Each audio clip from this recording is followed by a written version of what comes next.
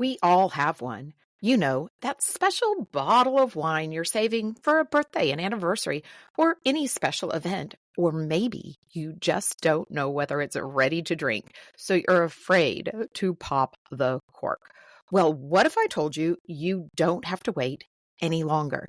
You can try that bottle without any risk of it going bad or without the risk of trying it too early and wasting the rest of the bottle. In today's episode, we are chatting to hear from Coravin inventor Greg Lambrecht, and he's going to share with you exactly how to use this tool to completely transform your wine experience. So stay tuned. Welcome to Everyday Sommelier, where we make learning about wine approachable, fun, and something you can actually enjoy. I'm your host, Kristi Mayfield. Think of me as your sommelier next door, here to help you cut through the complexity so you can enjoy every glass with confidence and learn wine your way. I don't personally have a wine collection to rival even a beginner collection.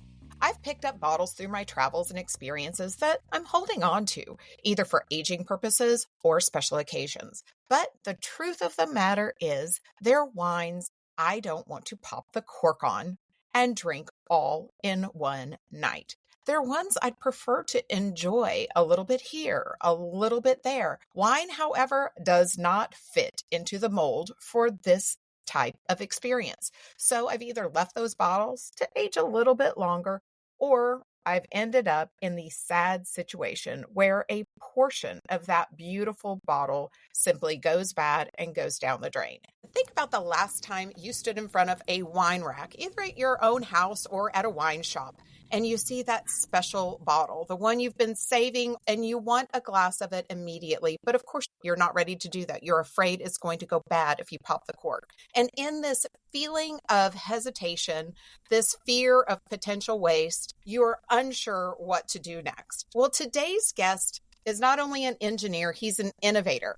He looked at the same problem, and instead of accepting it, he chose to solve it. Today, I'm excited to welcome Greg Lambrecht, the founder of Coravin. And Greg, most of your interviews start by people asking you how your medical background inspired your development of the Coravin. But I want to start off a different direction with the why. You were doing all of this innovation in the medical arena, life-saving, life-altering work, but there had to be a personal moment with why you switched to wine. Thanks for having me on, Kristi.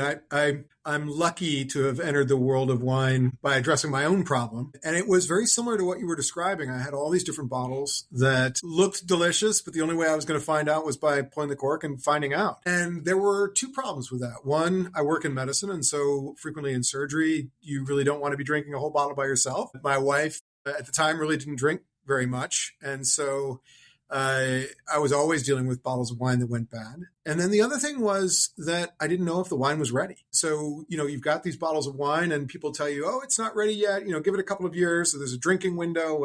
I wanted to understand what a wine tasted like when it was too young, what a wine tasted like when it was just right, and when it was too old. I was frustrated that, unlike almost everything else that is sold to you as a beverage, wine is sold to you in a multi-serving container and has a very short half-life once you open it. And so, I was thinking my dad was a type 1 diabetic. He was injecting himself with insulin throughout my entire childhood. And then there were two different medical devices that I developed that involved needles. So I was really good at needles. So the technological capability was there to solve the problem. I think the key was my growing frustration that this beverage that I love so much, wine, was one that I could only explore in a volume that they sold it to me. That was great when friends came over, but made no sense when I was on my own. And I think that made me realize, hey, there are all of these situations where I would love to have a glass of wine, but I'm not because it means opening a whole bottle. So there were all these times during the week where I just skipped having a glass of wine, even if it would have been perfect, because, I felt like so wasteful to drink one glass, put it in the fridge, and then come back to it a couple of days later and find it had gone off. So, it's a wonderful thing. It's been with us for 8,000 years, but I was frustrated this container was not the container that I would consume. I didn't want all of it. That is a very common scenario around my house. Being in the wine world, I often want to have a glass when I sit down in the evening as my way of relaxing and celebrating the day. Yeah. And I'm quite certain that you, our listener, many of you are thinking the same thing. The challenge obviously started with the technological side of things. And I'd like to fast forward. There's some amazing videos of you with your prototype. Can you walk us through when you first created a working, I'll call it a Coravin. You might not want to call it a Coravin back at that time. It was And called Wine Mosquito back then. that's We've gotten funny. better at naming. Yes. And you shared it with some friends, but let's talk about this tradition around wine. Not a lot changes over time in the world of technology. So you created something game changing with the Coravin. And how did this, in the world where the cork is king and pulling that cork is part of the experience, how did you convince people that part of the tradition, that experience could still result in a fabulous wine experience without the cork being pulled and the clock starting to tick on that bottle that they pulled the cork out of? It's a really important question because it involved a lot of time and thought. We were very cautious about the launch of Coravin. I have to admit that the number one driver was the positivity of the change. I still pull corks. I pull corks on every bottle that I drink because I don't want to waste the gas on the last glass, right? But I'm rarely pulling corks on a full bottle. I've already had a glass or two, or my spouse and I want to have the same bottle, and we've got half a bottle of it left that we Coravined over the last 6 months to a year. So I'm still pulling corks. I still have that experience with every bottle. I just don't have it every glass that I have. And the benefits of that, of what I was experiencing at home, were huge. It went beyond the I'd like to taste this or I want a glass of this to I can now pair a white and a red and a dessert wine. I can now try half a glass of 5 different wines from around the world. I can, explore. I bought 12 different vintages of the same wine. I could try a taste of each one side by side. I could show them to friends. When friends came over, I was pouring them whatever they wanted, not just what I had open or what I was willing to open. So I knew that there was a really positive outcome. I'm not a zealot saying you've got to pour everything through Coravin, pull the cork on bottles. Sure, I do that all the time still. Full bottles when I have friends over, and there are all these situations where that tradition still makes a lot of sense, but there's a pile of times when it doesn't. To convince people that there's 2 types of skepticism. There's cultural, actually 3, cultural skepticism, there's efficacy skepticism. Does it work?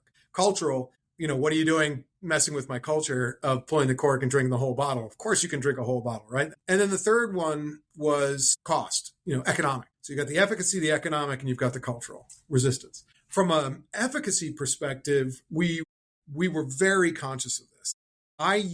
We use Coravin on somebody else's wonderful product, right? They made their wine and we use our Coravin on it. And we're claiming that wine is going to be the same a year later, however long later, after it's been Coravined. I didn't want winemakers seeing their wine for the first time under Coravin out in the field and go, what the heck is that? So we ran these really big efficacy tests, right? Where we went around proving to winemakers and sommeliers around the world and wine critics and wine writers that Coravin worked. We would gather them together in whatever city or winemaking region with their wines. They would Coravin half of the bottles of a case, and we'd come back and blind taste them 6 months, 1 year, 2 years, 5 years, even later with the Burgundians and the Napa Valley guys. And they could experience themselves the lack of an impact that Coravin had on the wine. They knew that it worked. So we did that with over 700 wine professionals and piles of different wines all over the world. So that was the efficacy side. And we still do it. We still do blind tastings with natural wines, for example. We just did one in New York with a bunch of sommeliers and a pile of natural wines at Coravin at different times. We did it with every system we launched, so sparkling and pivot, as well as with timeless. But then there's the cultural resistance. And that is, the hope is that if you can convert the winemaker,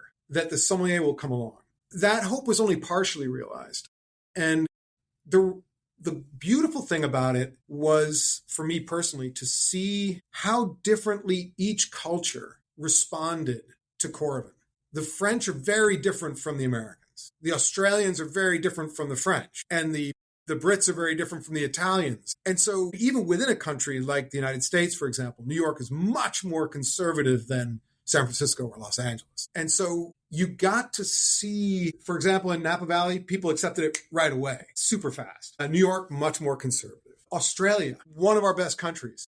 They don't have a tradition they're not willing to break. So they were like, great, we can drink by the glass. This is awesome. France, Paris, extremely conservative. Bordeaux, very conservative. Burgundy, wide open, like excited to try something new. Wonderful. Champagne, very much like Burgundy. They accepted Coravin sparkling very, very quickly. So, to overcome that cultural resistance, honestly, it's the culture determines how much work you have to put into it. And then it's really time. Coravin had to survive, right? We had to survive on the Australia, on the United Kingdom, on Burgundy, on California, in order to give places like New York and Paris and Bordeaux time to adapt. I don't know that you can push a culture, but you can convince them it works. That changing of behavior was the hardest part and the most challenging and fun part of the whole experience. I hadn't thought about just the cultural differences in embracing the technology from culture by culture. In my mind,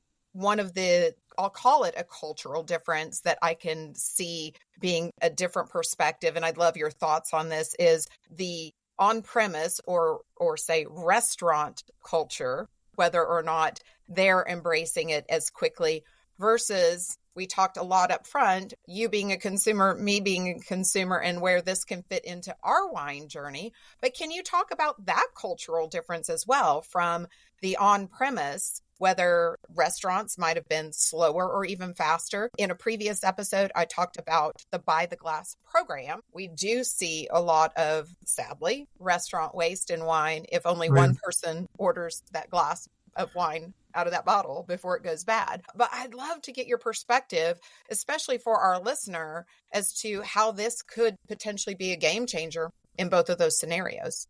It is really important. We have lots of different types of customers. We've got the winemaker, we've got distributors and importers, we've got the consumer at home, we have wine educators who use Coravin, and then there is the trade, restaurants and wine bars. I was convinced that restaurants and wine bars would pick it up so fast because the benefit to them is so economically clear. Not only eliminating waste, but when you eliminate waste, you also open up the opportunity to sell a better glass of wine. So instead of putting a $12 wholesale bottle of wine on your buy the glass list because you're willing to throw it out if it goes bad, you can serve. We have people serve a €1,000 glass of wine in Germany, for example, a glass of DRC, Domaine Romani Conti, or whatever, right? I thought it was so obvious. And for some it was. Joe Bastianich very early on with Del Posto was very quick. A lot of restaurants in California were very quick, but it was very much like that cultural thing. Believe that most restaurants are founded around a chef and that chef's dream of what they want their restaurant to be. And the very little business education goes on in the quartermaster sommeliers until recently, right? There was a lot of art appreciation approach to wine service and wine lists, there's an economic impact, right? Beverage is where restaurants make all their money, and Buy the Glass is 50% of the wine sales. And in terms of revenue. So it's a really important part of the business. I was shocked to find how little economic and business education there was in restaurants. And as a result, the resistance was identical to the cultural resistance. So New York was much more conservative than California in the restaurant. Italy was wide open. We're in so many restaurants in Italy. They got it very quickly. But France, much more conservative. Australia, we're in every restaurant. So there's very much a cultural difference. The one place where the economics was understood very quickly were chain restaurants. So, for example, in the United States, Capital Grille adopted Coravin wholesale across the entire business because they saw the economic impact. We've taken to doing tests with restaurants now as a concerted effort to convince people by studying their wine sales before we put Coravin in, study their wine sales after. And that the impact on revenue is dramatic. We just try to convince them to put 5 glasses they would not put on their Buy the Glass list, on their Buy the Glass using Coravin. either because they feared people wouldn't understand it or the price was too high from their perspective on the by the glass. And what they've seen is waste plummet and revenue go up. And I think ultimately customer is happier because they have access to better wines by the glass. They don't have to get a bad wine by the glass or pay too much for a bottle that they're not going to finish. So from a customer choice perspective, I'm hoping that battle wins out. We're seeing more and more traction in restaurants as time goes on. The trajectory that Coravin is on in that regard is very game-changing to me. No, personally, when a new restaurant opens, I go to their website and I look at their wine list. Now, call me a wine snob, but that's what I do. And I get excited about something, but then I see it's only by the bottle. And a lot of times that's great. But when my husband and I are on different spectrums and I want a white wine, he wants a red wine, it does seem limiting because a lot of our by the glass programs aren't nearly as exciting as the by the bottle. So adopting as a restaurateur a Coravin program, and even if it's a rotating few glasses, what I'm hearing you say is that is really driving not only customer response in a positive way, it's driving bottom line profitability in a really significant way. Absolutely. Every restaurant where we've tested this, I think we're up to 16 to 20 restaurants around the world that we've done this test, every single one has seen a dramatic increase in their revenue. I equate that to customer happiness and customer satisfaction. People are buying a great glass. They know it's in good shape because they see it on the Coravin by the glass list. And it's a wine they would not have otherwise been able to access under a normal by the glass list without Coravin. And that is particularly true now with sparkling. Restaurants were loath to serve more than one or two sparkling wines by the glass because they not only oxidize, they go flat. And every customer can tell a flat glass, and they don't want to pay a lot of money for a flat glass of champagne, but everybody wants a great glass of champagne, particularly as a first glass. The ease of use and the clarity of need with sparkling wine in restaurants has really been a big door opener for Coravin in general. People, when I pitch to a restaurant, I say, okay, so here's Coravin Sparkling, and you can now serve any champagne you want by the glass. And oh, by the way, there's this thing called Timeless and Pivot that can serve your still wines by the glass. So that freedom, I am the same as you. I look at the by the glass list and the wine list at every restaurant before I go because it matters to me, right? And then to have the freedom to be able to pair different glasses with different courses without having to finish the first bottle before you go to the second bottle, right?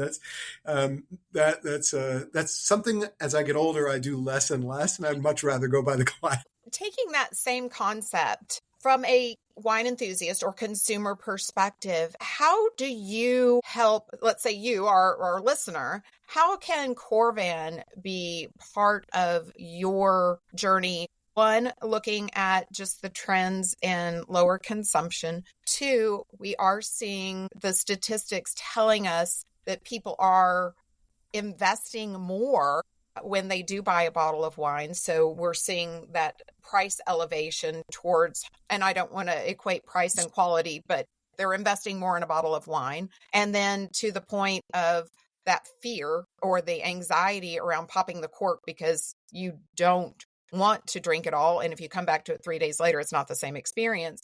But at the same time, when you just take the price tag of a Coravin, you say, oh gosh, am I going to get my value out of it? Greg, what would you say to our listener who may have had that experience around the product? Yeah, well, so I think about the cost of the system. It's a one-time investment plus the gas. The gas, if you use it appropriately in Timeless, you're paying 25 cents a glass, 30 cents a glass. So winds up being relatively inexpensive to use. And go to our website to see how to use it most efficiently. So it's a one-time investment. What does that investment bring? It's not the wine that you don't throw away. A lot of people think about Coravin as a wine preservation system. I don't think of it that way. I think of it as a freedom, the freedom that you have to taste and drink whatever you want in the quantity you want. That freedom is the value of Coravin. And when I think about, I had a really good friend who said, I use Coravin all the time. And I said, what do you use it on? He goes, well, I used to think that there are very few days that are worth opening this bottle of wine. Like, this is a great bottle of wine. There are very few days where I'm like, today is the perfect day to commit to this bottle. He goes, every every day is worth a great glass. And a great glass might mean an expensive bottle of wine. It might mean a rare bottle of wine. It might mean an older bottle of wine. It might mean a bottle of wine that you purchased with your spouse on a trip and you just want to try a taste. Every day is worth a great glass of wine. And I think that also comes with drinking more intentionally. If you're going to be drinking a glass of wine, it might as well be the perfect wine. More and more, what I'm doing at home, my wonderful spouse, Jennifer, she's an expert in Italian wines. More and more what I do at home is she'll be cooking and I'm her sommelier. And so I'm going through 5 different Barolo or 5 different Bavaresco or 5 different Sicilian wines and tasting her on them. And she'll go, that one, that's the one that we have with dinner. Let's have a glass. Each of us have a glass of that. And that ability, that perfects that experience. There's such an infinite palette of wines in terms of smells and tastes. If you think about it as an artist, the ability to freely explore it, to make sure that every glass you have is exactly what it is that you want. And you're drinking intentionally and, you're not drinking more than you want to because the bottle's open. All of those things are possible once you separate the volume they sell it to you from the volume you consume. That's the freedom that I really promote with Coravin. And it's the thing that got me so fired up about this prototype when I made it, 24 years ago, tested it for 12 years before starting a company. By the time I started Coravin, my life had completely changed. I thought about wine so differently than my friends because it didn't matter anymore. I'm a big fan of this movement toward drinking less but better. And that comes from being able to find that perfect wine for you, for a friend. And they can be different. Or a spouse, right? Jen can have a different wine than I do. She might want a white Burgundy and I might want a Riesling, right? And we have that freedom and there's no compromise. There's no arguing. So you have changed my mindset. And for our listener, you can look at Coravin no longer as a product. I liked your framing or reframing that it's not a wine preserver either. And it feels, and I hear you saying that it enables this completely different philosophy around wine enjoyment, having that perfect glass at the perfect moment and not losing anything because you chose to do so. And I'd love to frame out what I've heard are some of the pillars. One being that sustainability element and the elimination of waste. For me, it doesn't happen a lot because I feel compelled to finish the glass or finish the bottle, even if I'm ready for bed, but I just don't want it to go bad because it was so delicious. And so that environmental waste gives me anxiety. And from a point of transitioning your mindset around using Coravin, are there any key points around that sustainability that you've gotten feedback on, or that you are encouraging potential consumers to make that mindset shift?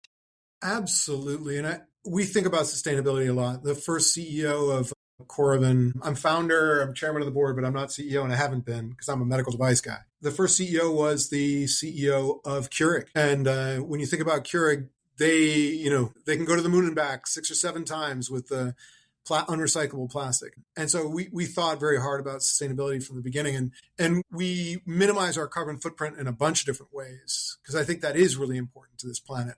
And wine is such a natural product. It's been with us forever. And you would think that, grapevines are pulling carbon out of the air. And so it's got to be net positive. The reality is that making the wine, using barrels, doing everything they do in the winery to make it as great as it is, then bottling it, labeling and a closure, then shipping it.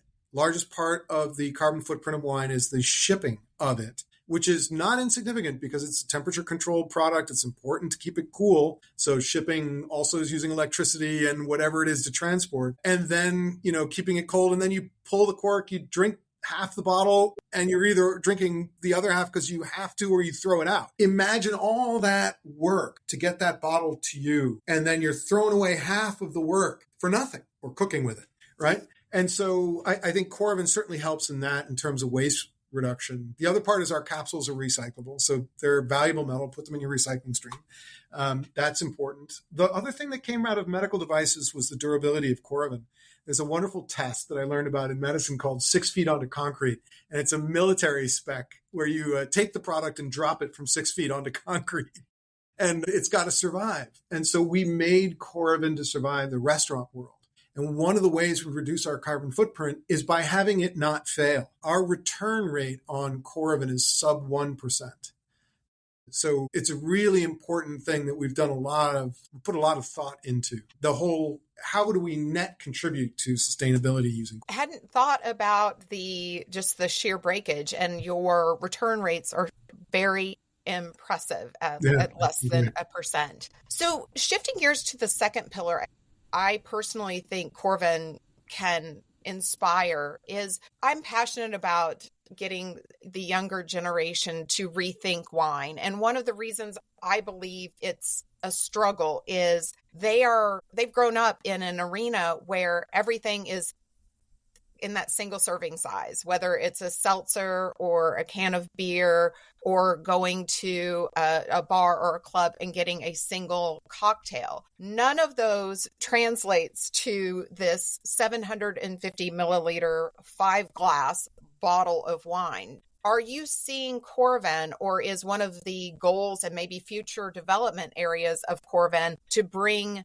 a product or to bring them into your customer group because of the ability to drink less and have that single serving size by using a Coravin? I think so. So I've got two sons, 26 and 29, and they grew up with Coravin. So they both have wine fridges and Coravins. So they're not a good test sample. One of the things that I do see them do is they bring out wines to their friends. They have a pile of wine glasses. They put a bunch of bottles on the table. They teach them how to use Coravin, and they're like, go explore. And I think that freedom really helps.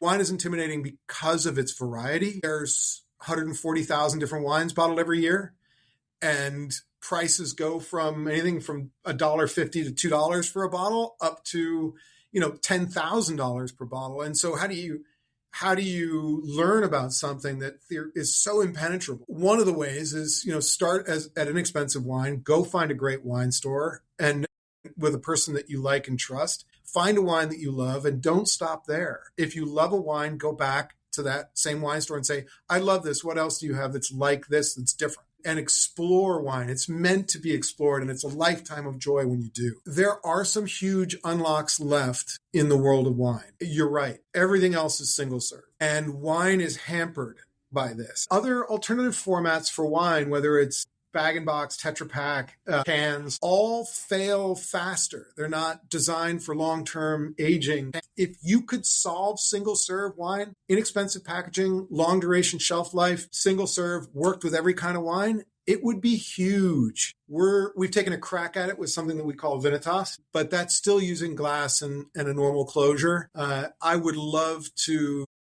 my dream is to go to a wine store, talk to that same person that's advising you on the wine, and have them say, buy 6 cans of these 6 different wines, single serve. I know that would damage my Coravin sales, but I'm always looking to eliminate myself. What a joy that would be, how quickly you could learn about Burgundy, right? How quickly you could learn about Cabernet from around the world if you could buy it in single serve. I agree. And I get asked all the time, especially when I am telling friends, hey, we're going here. Obviously, a bottle of wine isn't necessarily going to be the right thing to drink. So we don't have to give up wine altogether. We just have to find it in a different, more transportable or environmentally friendly packaging, because breaking glass at the swimming pool is not a good thing. But their immediate answer is always, there aren't any good wines in a can. And I say, oh, yes, there are. Yeah. But it's definitely going back to what we talked about earlier, that cultural shift. Instead of pulling a cork using a Coravin, well, instead of buying a bottle, buy a can. It's a big one. Well, the last pillar, you've touched on this several times today, Greg, is that pillar around empowerment. As you're talking to somebody who's maybe never heard of Coravin, which I don't know how many of those people are out there, but there are probably still some. But can you share how you would encourage any wine lover to leverage Coravin not as a gadget, but really as the perfect tool for gaining more value, personal experience out of their wine cellar if they have 5 bottles, 6 bottles, or if they have 5,000 bottles? I think of it in two ways. One is if you're learning about wine, it's the fastest way to learn, because now you can taste six different wines side by side like you're at a wine show. If you own 6 bottles of 6 different Chardonnay, you can try all 6 side by side. And there's nothing like tasting side by side to learn what it is that makes that a California Chardonnay, an Oregon Chardonnay, a Burgundy, an Australian, and then, within each of these regions, the different types of wines that are there. So I think from an exploration learning standpoint, Coravin is a wonderful tool to use to learn. And we get a lot of letters from people that have become master sommeliers or masters of wine thanking us for Coravin. We tipped the scales in Cambridge University against Oxford in their blind wine tasting competition. We gave a bunch of Coravin to Cambridge. I don't know why I chose them on their side, but they've been winning of late, which is great. So you can learn and study and explore wine more freely. And then the other one is if you already know a lot about wine and you have all of these different wines, it's that freedom to have perfection, really, your perfect wine for that evening, that moment, and your spouse can have a different one and your friend can have a different one. So you're able to sort of show up. People always say, is Coravin a solo device, something that is used by people that are not sharers, right? And I say, no, it allows you to share more. Your guest comes over, you've got a great wine cellar. Don't serve them 1 bottle of wine. Serve them 5 different wines. Show them this incredible world that wine is. You have this library. You can let them read any book, right? You can a bunch of different wines for them to explore and experience. And in the end, one of the wonderful things about wine is that olfactory smell, taste thing, and its linkage to memory. And I believe that just at a great restaurant, if you're a wine collector and you've got a great cellar, you have the ability to create an unforgettable moment for a friend, a guest, your spouse, and yourself, because you can explore a variety of different tastes and wines at the same time. And that leads to this memory and this linkage that of this great wine with this great experience, which is what wine's all about. So I think if you're new to wine, use Coravin as a tool to explore. If you're deep into wine, you use it as a means of basically showing your cellar to other people, including yourself. I think the idea of, I love teaching people, don't just grab a bottle of Chardonnay. That gives you a singular frame of reference. Just as you mentioned, Greg, the concept of the Coravin allowing, whether you're just a wine enthusiast wanting to hone in on the perfect style of Chardonnay for you, or if you're studying to gain a certification, it's very daunting and almost impossible to want to sit down and pick 3 bottles of Chardonnay, a Burgundy, a Napa, and an Australian, and taste them side by side. You've allowed that experience to happen because the Coravin allows you to put those bottles right back where they were, no harm, no foul, and have that side-by-side tasting experience. So it's allowing you not only to be more deliberate in how you're tasting wines, be more adventurous if you're doing that because you're not really certain or you want to explore a new region versus the one that you always go to. If you always go to Napa, this allows you to potentially do a Napa beside someplace you never would have purchased a Chardonnay, maybe Northern Italy, or create those flights, as you mentioned, and have a 5-course meal and have a 5-course wine flight that's perfectly paired rather than saving those bottles just for a special occasion. Or in my case, often I've saved them too long and they're no longer as magical as they might have been if I just would have used a Coravin 5 years ago. It's that there's so much to learn in wine, and I think that's what makes it intimidating. If there's a way that Coravin can be used to pull that down and get rid of that intimidation and liberate the person to freely explore and learn on at their own pace with the wines that they get. My advice to friends when they're new to wine is don't go to a wine store and buy 1 bottle. Go to a wine store and buy 3. Then have a Coravin and taste them side by side and learn, I like this one better than this one because of this. And then as soon as you know the because of this, you can go back to that wine store and say, I like this in a wine. Do you Mhm. have others that are like, that have that feature? I mean, honestly, that I'm still learning, but I'm not intimidated anymore by that learning. I don't have waste. The only waste I have is, what do you do with a Coravin bottle that you don't like? And I'm trying to be honest with people, saying, I personally don't like this wine, but I want you to try it. The beauty of wine, what I like, you might not like, and vice versa. And it doesn't mean that it's a bad wine. That's what I tell Right. people all the time. It doesn't mean that it's a bad wine. It just means it's not your style or your spouse's or your best friend's style. So you shouldn't make your judgments based upon someone else's perspective. Right. And the beauty of it is, in the world of popping a cork, if you didn't like it, it would just sit and go bad. In the beauty of a Coravin world, you can give that to someone else and give that wine a second opportunity to be somebody's new favorite wine. That's it. Cilantro's not a bad spice. It's just not everybody likes it, right? I mean, I love cilantro. I know people who hate cilantro, and so it's the same with wine. Very personal. Don't let anyone tell you that a wine is great, and don't let anyone tell you a wine is bad. If you like it, it's good. Whether it's $5 or $500, that's what I tell people all the time. So, Greg, looking forward, are there any trends or any initiatives on the forefront that are a focus area for you at Coravin that might change the game in a different way? There are certainly trends. Wine consumption is falling, and alcohol consumption is falling, and falling fast around the world.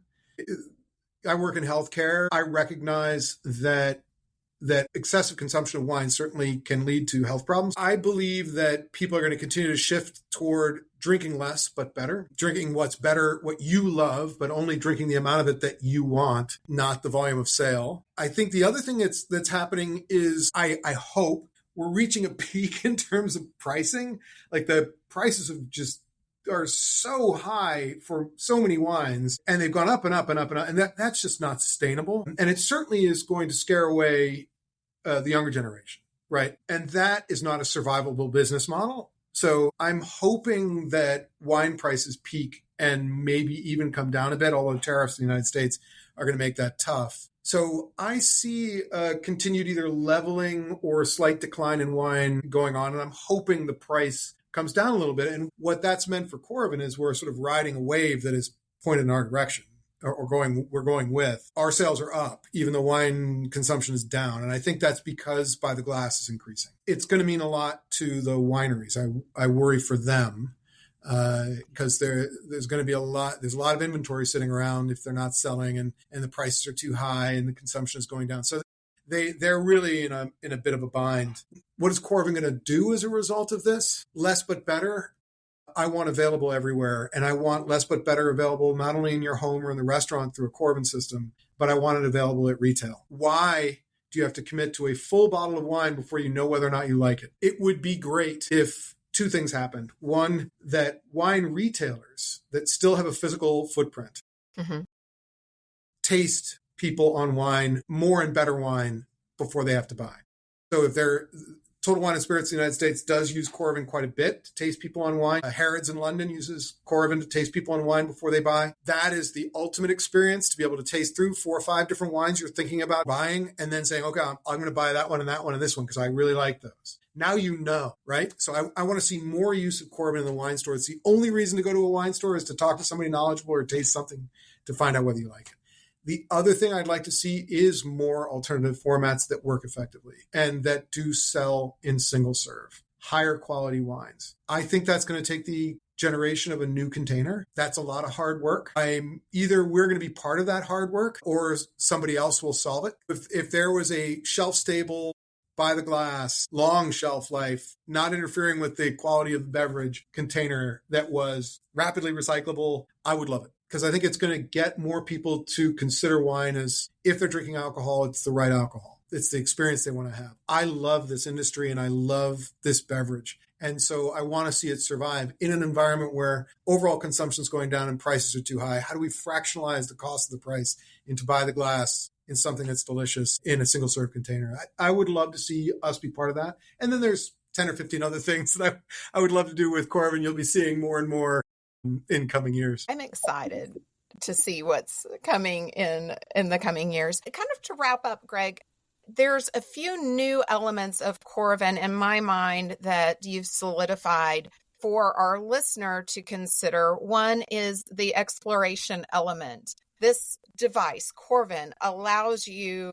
without the risk of all these bottles going bad or the fear or anxiety over having to finish each bottle, to have a much broader experience, either every day, a little bit every day, or if you really want to taste across multiple bottles, you can now do that very, very easily. It also opens the door for more interesting by the glass programs, both at restaurants and wine bars. And to your point, I think the element I hadn't really even thought about was going more into and encouraging wine shops to leverage Coravin to give customers a potential exploration in store before making that significant commitment, especially if they're newer to wine and really have no idea where they want to go. Dropping $30 or $40 on a bottle and discovering you don't like it at all is not going to encourage people to continue to explore within the 40,000 different bottles globally of wines available. So those are some key pillars for Coravin I hadn't really thought about. And I'm also completely shifting away from Coravin as a preservation into Coravin is enabling this whole new world of wine exploration beyond the single bottle and that single cork is king mentality. Yeah, that's my hope. When I founded Coravin, I had that freedom already. I didn't need to found the company to solve my problem. I wanted, as an inventor and entrepreneur, to get to provide that freedom to as many others as possible. I believe wine contributes substantially to quality of life. It really does. Exactly what you said, to come home and relax with a great glass. That is part of the joy of life. Connecting a smell with an experience. That is part of the joy of life and how memories are created in a restaurant and at home. My dream was providing that freedom to as many people as possible. And part of the reason I evangelize about Coravin is not because I want to interfere with a culture of pulling a cork, which we still do, even at Coravin. It's to add to that culture. You can still pull corks. Now you can also do this. It's in addition, not in replacement. So it adds to your overall wine experience. You already have your wine experience that you're familiar with. How do you expand that experience with a new tool that gives you this freedom? My CEO looked at me recently, Dave's wonderful. He said, we're serving more than a glass a second through a Coravin, every second of every day. There's about 1 million people every 10 days that experience Coravin glass. And if you think about all of those moments that we've hopefully contributed to in a positive way for at least one person in that situation, if not multiple, that's the reason you found a company. And could not be happier with the outcome. And I think people have come to understand that it's not just preservation, it's this freedom. And wrapping it up, when you brought it down to, would you say 25, 30 cents a glass on the economic side, that's game-changing math in my book, because I would spend 25, 30, $1 or more to be able to open some of the bottles I've been saving and to share those experiences, not only with my spouse, but also with friends. Well, this has been such an educational discussion. I've learned so much. I now can think of a lot of different ways that I want to get that Coravin tool improving my wine experience. And for our listeners, I hope this is giving you some great ways to expand your journey without feeling like every single time you have to pop the cork and consume that full bottle. So, Greg, this has been just really, really valuable. Well, thank you, Kristi. I really appreciate it. And cheers and drink in good health. I learned so much from Greg today, and you can learn more at Coravin.com. I've put the link in the show notes. But my biggest takeaway is those special bottles I've been saving are not doing me any good just sitting there, and neither are yours. The best occasion is to drink it tonight, even if it's just for a taste or a glass. I'd love for you to share your experiences, either with that bottle that got away, or how you are leveraging your Coravin to transform your own wine experiences. So go to Instagram and follow me at Kristi Everyday Sommelier. That's Kristi Everyday Sommelier, and DM me or tag me in a post with your favorite bottle of wine you've been saving and how Coravin transformed your experience. And if you want to take the next step and further get involved with the Wine Wise and Everyday Sommelier community, go to my website at wine-wise, wize.com, and make sure you sign up for the Insiders list. Now, in our next episode, we are covering a mystery. We are solving crimes, and we are diving into counterfeit wines. What are they? And how do you know you're buying the real deal? Until then, grab a glass of your favorite wine and continue to learn wine your way.